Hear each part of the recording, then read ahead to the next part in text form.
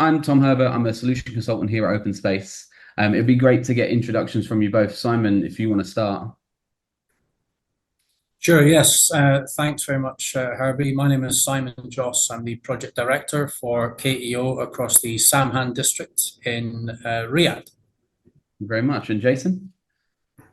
So, my name is Jason Morris. I'm the managing director for KEO's project management, construction management international business, based out of Dubai, but serving the whole region. Great stuff. Thank you very much. I suppose to kick things off, we'd love an introduction about KEO and your roles within the company. Right, thanks. So, as I said, I'm the managing director for our project management and construction management division, but we are a multidisciplinary engineering advisory and project management business, headquartered out of Kuwait 60 years ago, but now spread through the entire region, and currently moving into a number of international markets, including Asia, Europe, and Africa. We have approximately 10 permanent offices spread again across those geographic regions. Continue looking to expand, and as I say, delivering in my instance, project management, program management, construction management, supervision services to a wide range of clients in the region. Great. So it sounds like a good mix. Thanks very much. So I suppose, what were some of the specific challenges you faced before implementing OpenSpace? What were kind of some of the things that led you to look for a platform like this?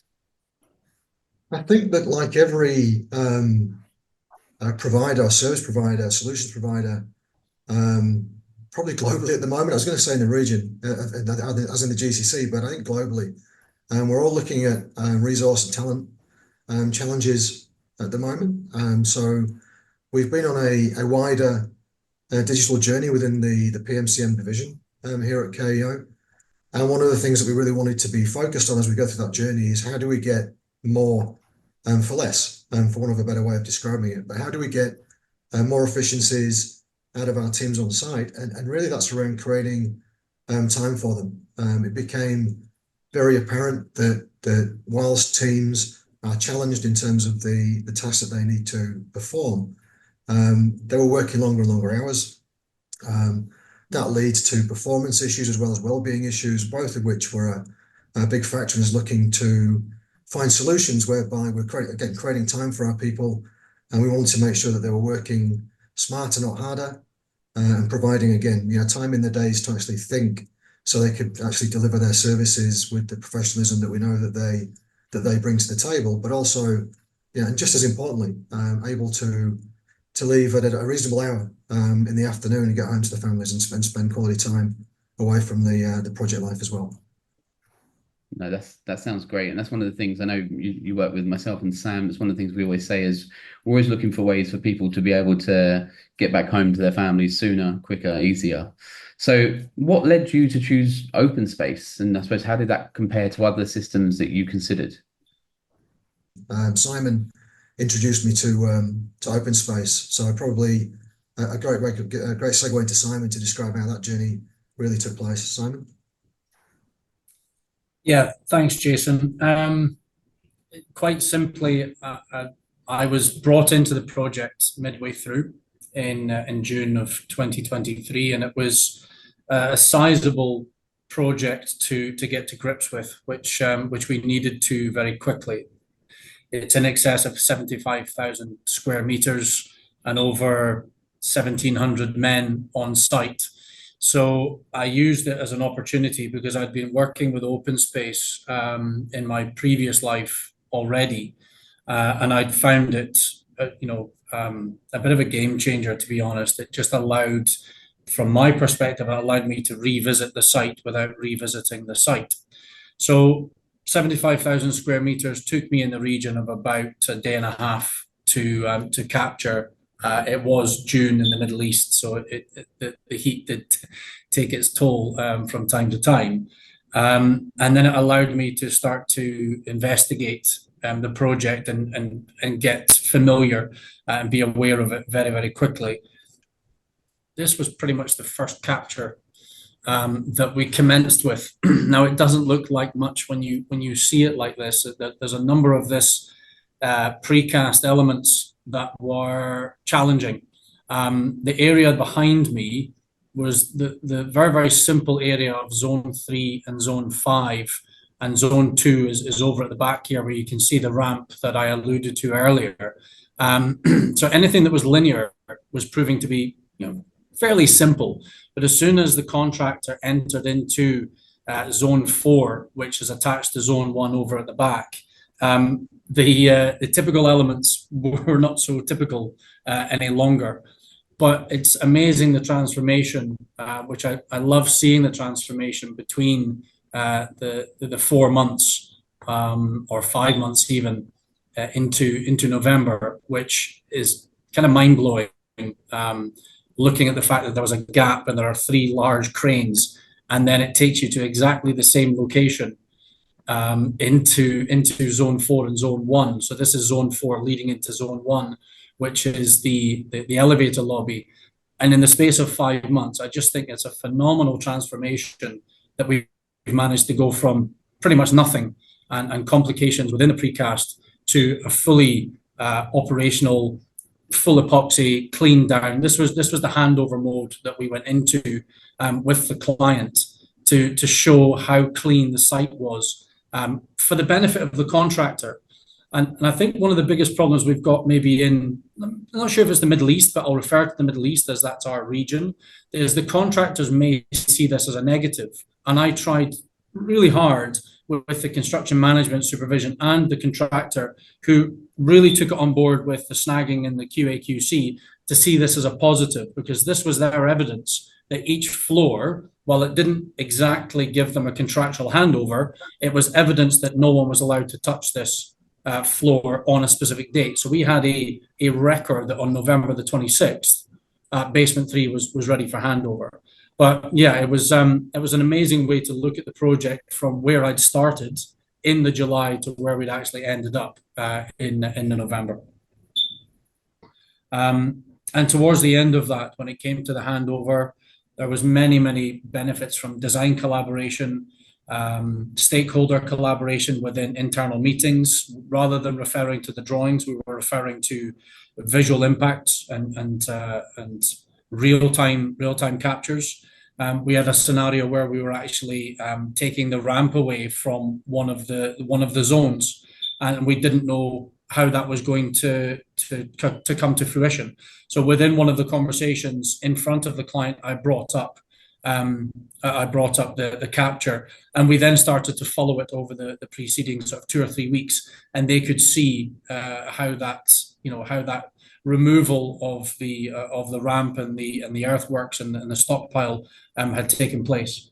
And then, of course, when it came into sort of as-built and red line drawings, we then again adapted OpenSpace to allow a remote design team to tap into the project. We used it for handover of the floors, so we had evidentiary documentation for the contractor, and it was signed off by the client. And then we moved into the facilities management handover as well. So every step of the way, we had maybe 7 or 8 different uses for OpenSpace. And midway through that journey, I took an opportunity to introduce it to Jason and James, our operations director, and that's where OpenSpace became involved and started to take those overall demonstrations forward with the senior management. Thank you very much. This next question makes me smile because, Simon, you and I have spoken a lot, and sometimes I think we speak to each other more than our own wives. But it's around the initial implementations. Obviously, you've spoke about how we did on that initial pilot project, and as we all know, doing it on a single project is obviously a lot easier than rolling out across all of your projects. However, you have now got this implemented on a lot of your projects. So the question is, how has that initial implementation process of OpenSpace gone, and were there any big hurdles you needed to overcome? I don't think there was necessarily big hurdles to open up. I myself, and I think the company are very. We can pivot. We're the size of company in which we can pivot very, very quickly. And what we did when we had the conversation and after the demonstrations were done is within the space of 3 to 4 months, OpenSpace was ready to deploy. We had the hardware, and immediately with our digital services team, we generated and established a OpenSpace committee. And one of my philosophies is go slow to go fast, because eventually the momentum will gather. And we'd already done a huge amount of work behind the scenes on this pilot, which made that implementation through the company a lot quicker. It's been a relatively quick implementation and a very worthwhile implementation that, from the feedback that I've received as the sponsor within KSA, everyone has started, or a lot of people, excuse me, have started to reach out saying, can we have OpenSpace? It's early days. We're in the first year of that implementation, but I think we're moving at a very, very strong and quick enough pace that we're beginning to see the results at this early stage. No, that's great. And I suppose of those projects then that we have now got implemented, what are some of the most significant improvements you've seen on those projects? So if it could be one, it could be across a few of them. What's the biggest improvements you've seen since we put those in place?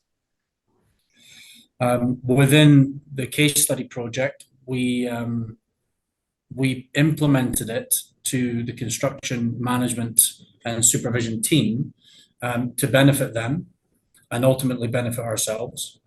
You look at another project in the same district, such as site-wide logistics, that's being implemented as we speak in order to give a very visual representation on a bi-weekly basis of the overall site conditions, the road conditions, the hoarding conditions, that prevents the client having to do that themselves.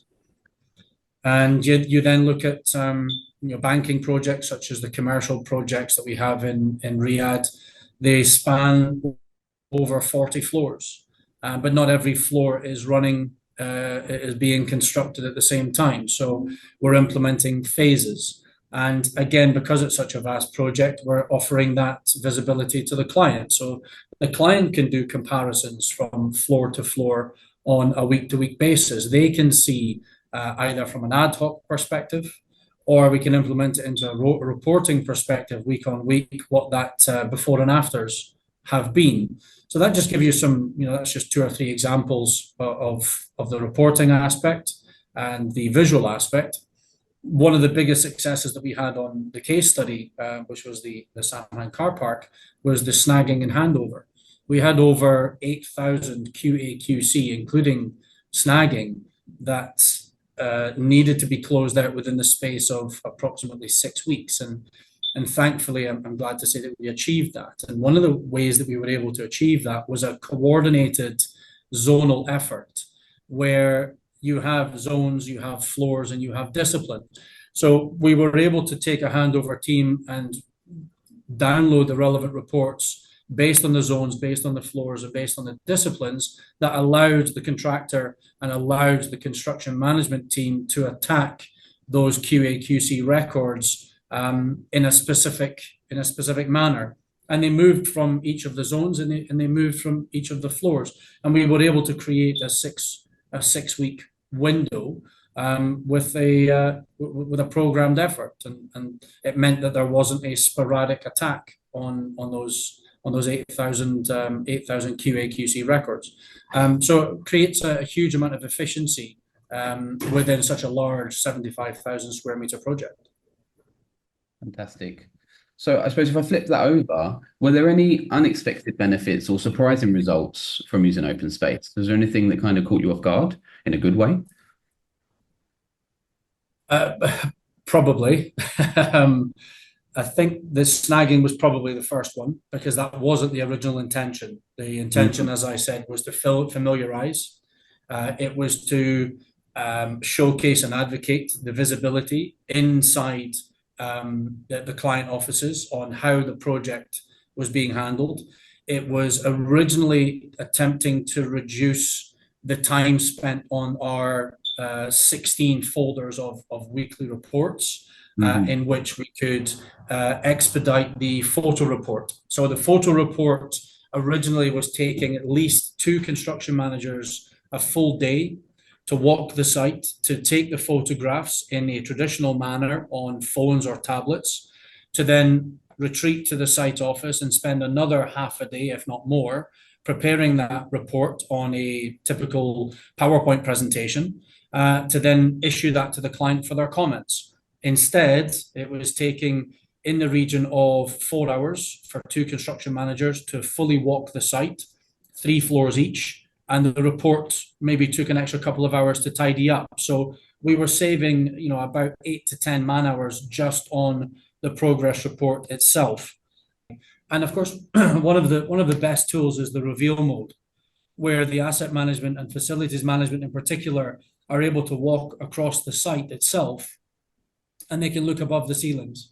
If they see a leak within a ceiling, but they're not quite sure where that leak has come from, purely by going back through the data captures that occurred 2 years ago, they can instantly identify, without going into as-builts or any other documentation, whether it's a condensate tray, whether it's a sprinkler pipe or anything else that may have caused that leak. They can at least see enough information to make an initial observation without doing intrusive or obtrusive surveys to the operations of the asset. So that's one of the key things that I really like about OpenSpace that we identified.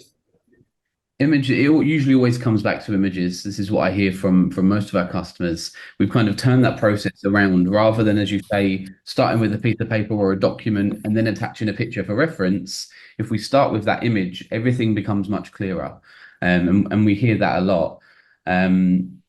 How do you envisage OpenSpace supporting companies' long-term goals and future projects? Jason, maybe this is a question for you. Where do you see this going in the future? I think it's a great question, and I'd like to say I know the answer. I know where we're seeing some of the thinking going at the moment. I think there's a lot of imagination needs to go around exactly where a tool like reality capture can go. Anything like this that we're introducing into our business, I always like to look at it through sort of 3 clear prisms. So clients, people, and excellence. So almost all my decision making goes through those 3 prisms. And I think about our clients. It's allowing our clients to gain access to information that previously they've never known they could have access to.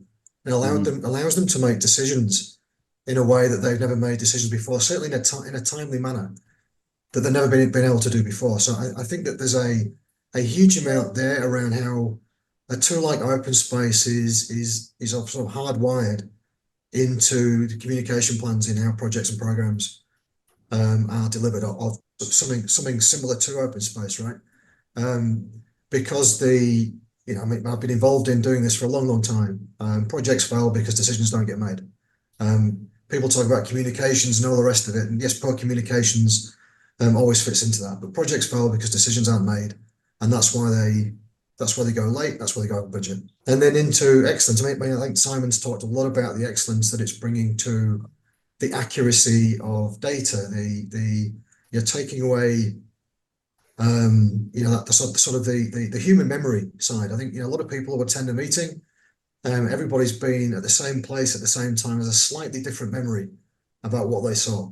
And having I know that one of the key comments that Sam made to me the first time Sam talked to me about OpenSpace was it was a time capsule, a time machine. And I think that's such an accurate description of the potential of OpenSpace. You go back to any point in time, and you go back to reality as captured reality. And I think that really understanding how that applies not just to projects, but to programs and portfolios, how that really does work through the gateways of design development through into facilities management and all the way through to the disposal or repurposing of an asset. There's so much to explore in what this technology can do. Sam keeps talking to me about what's next for OpenSpace, and I have to keep redirecting him to our digital teams, because often what he's talking to me about is a little bit, I'm going to say, way above my pay grade, but I'm not quite sure I'm supposed to admit that, but yeah, look, I mean, for me, it's a demonstration of what people like Simon do with this tool on site. Some sort of makes an OpenSpace in yourself, make the promise about what this tool can do. It's then watching people like Simon and the other project directors and teams that are now implementing this for KEO across our sites is the real demonstrator of truth. But then the conversation we're having with different client types shows that level of imagination that is now possible in expanding the use of this tool across, as I said, programs and portfolios of work. So to me, this is really, I think the whole digital journey that everybody's on is so exciting for us. As an industry, we've lagged behind it for so long. So many stats about the low productivity in our industry, and this type of tool is absolutely key to transforming how we deliver assets on behalf of our clients, and we owe it to those clients to be doing just that. Fantastic. Listen, guys, thank you so much for your time. This has been really, really good. Thank you very much, and we'll speak to you soon.